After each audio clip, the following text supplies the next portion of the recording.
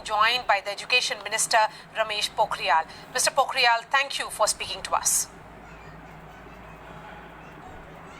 Sir, आपने कहा है कि अगर छात्र इन परीक्षा में नहीं बैठेंगे तो उनका एक पूरा साल बर्बाद हो जाएगा, लेकिन विपक्ष का कहना है और बहुत सारे स्टूडेंट्स भी यही मानते हैं कि परीक्षा इंतज़ार कर सकती है, जान है तो जहान है। आप उनको क्या कहेंगे? हम लोगों ने शुरू से ही कहा है कि हमारे लिए छात्र की सुरक्षा पहले है और उसके बाद शिक्षा है। उसकी सुरक्षा भी चाहिए और उसकी शिक्षा, उसका भविष्य भी चाहिए, और इसलिए इन दोनों चीज़ों को हम लोग बेहतर तरीके से लगातार ये हम समन्वय भी करते रहे हैं। और आपका कहना है कि वेट कर सकते हैं, आपको मालूम है ना कि ये नीट की परीक्षा पहले इसकी 5 अप्रैल से 11 अप्रैल तक नीट को होना था, लेकिन हमने जो परिस्थितियाँ देखी उसके बाद ये लगा कि नहीं, इसको आगे बढ़ाना चाहिए। तो हम लोगों ने 18 से 23 जुलाई किया, 2-2.5 महीने आगे बढ़ाया उसको। और फिर भी ये परिस्थितियाँ हुई, फिर छात्रों का और अभिभावकों का एक बार देखना चाहिए और क्या हो सकता है। तो जो परिस्थितियाँ हमारे सामने थी, फिर हमने अब जा कर के फिर 1 सितंबर से और 6 सितंबर तक ये जेईई की मुख्य परीक्षा, मेन परीक्षा सुनिश्चित किया। तो ऑलरेडी 2 बार 2-2 महीने करके पीछे हम लोग ले जा चुके हैं, और अब 1 सितंबर से 6 सितंबर तक उनको होना है।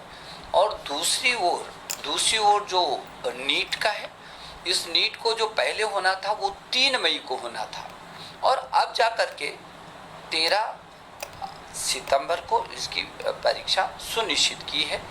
ये सुप्रीम कोर्ट के निर्देश हैं, जिन्होंने कहा कि अब ये बात सही है कि कठिनाई है, लेकिन ये कोरोना न जाने कब तक रहता है, अब इसी में हमको जीना है, इसी में हमको आगे बढ़ना है।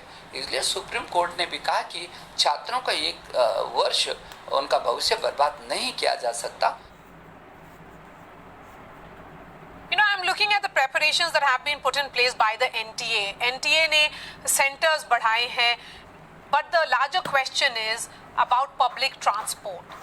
कई राज्यों में पब्लिक ट्रांसपोर्ट बंद है, प्राइवेट गाड़ी सब लोग अफोर्ड नहीं कर सकते। ऐसे में आपको नहीं लगता कि शहर के बच्चे तो शायद उनके लिए कोई बड़ी समस्या नहीं है, लेकिन गांव के बच्चे जो छोटे कस्बों से निकलते हैं, जो यूपी बिहार के गांव से निकलते हैं, वो शायद एग्ज़ाम सेंटर्स नहीं पहुंच पाए, तो वो कैसे एग्ज़ाम देंगे? गृह मंत्रालय से हमारा लगातार संवाद हो रहा है। आदरणीय गृह मंत्री जी का हमें हमेशा आशीर्वाद रहा है कि किसी भी पीछे के दिनों में भी छात्रों के साथ जो संभव हो सकता था उनकी मदद करने के लिए गृह मंत्रालय आगे आया, स्वास्थ्य मंत्रालय आगे आया, और इस समय भी जो उसका एडमिट कार्ड है वो कार्ड उसका पास का काम करेगा।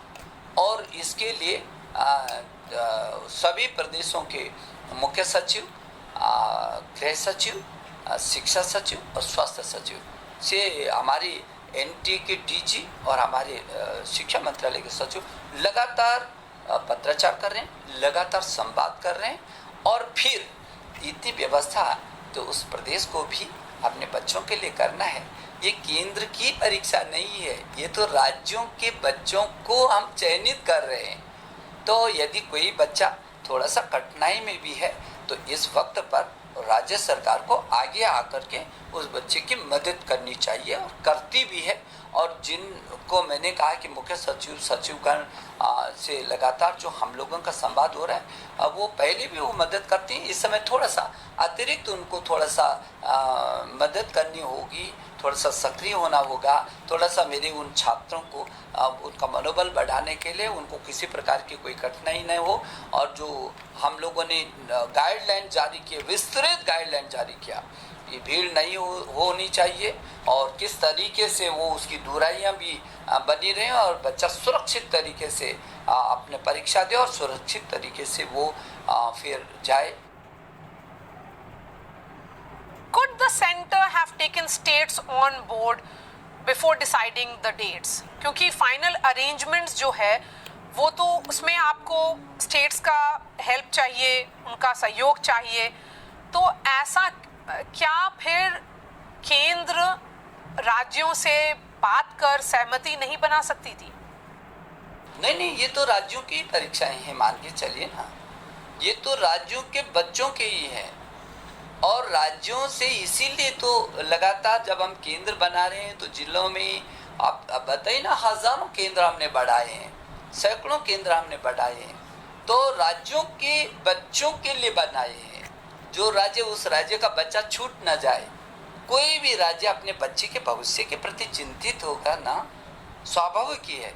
कौन राज्य होगा जो अपने भविष्य, अपने बच्चों के प्रति चिंतित नहीं होगा? कौन परिवार का व्यक्ति होगा, कौन अभिभावक होगा जो अपने बच्चों के प्रति चिंतित नहीं होगा, उसके भविष्य के प्रति चिंतित नहीं होगा? और इसलिए ये कहना कि राज्यों का सहयोग अपने बच्चों के लिए नहीं मिलेगा क्या? उनके बच्चे, क्या कोई राज्य ये चाहेगा कि शेष बच्चे परीक्षा दे दे और उसके राज्य का बच्चा परीक्षा ना दे?